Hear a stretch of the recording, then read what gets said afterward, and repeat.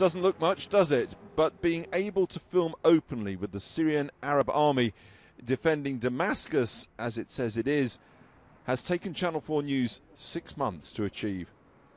We were taken to the edge of Daraya, a rebel stronghold, and given the military booklet on filming rules, in essence not that different from the British Army one you get in Afghanistan. They didn't want us to identify soldiers by name, face or rank, though one officer was very keen to speak. These people we are fighting are Salafis, jihadists who want sectarian warfare and to kill indiscriminately. Europe's civilized.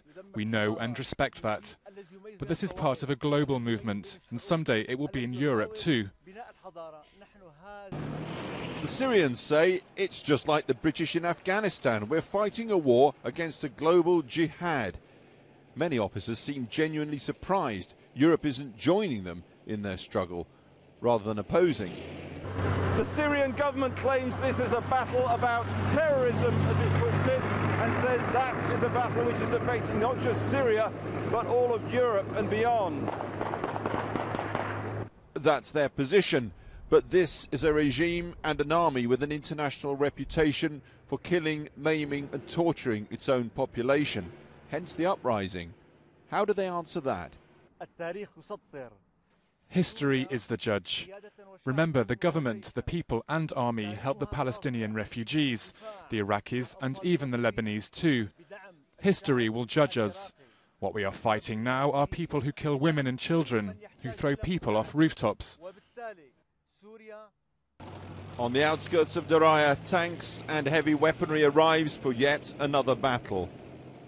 We were told a sniper is firing from this minaret. In truth, I noted no incoming rounds, but these men were taking no chances. So after more than 20 months of civil war, just what does motivate an infantry soldier in President Assad's army? It's not often you get the chance to ask. The Syrian Arab army will win, and our strength will never be overcome, because we are fighting for the right side.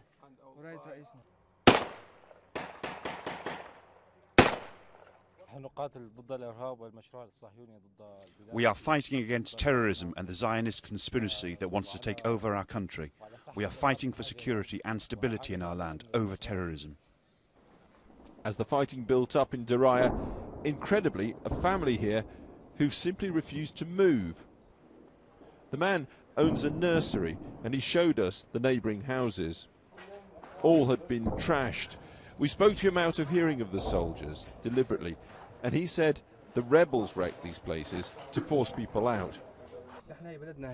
This is my house, my village. If I go, where would I go? I'm worried about my house.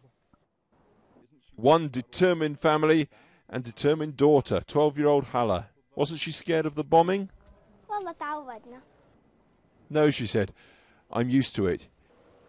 You don't know whether that's heartening or depressing. And so they stay, tending the geraniums amid the debris of war. Alex Thompson, Channel 4 News, Damascus.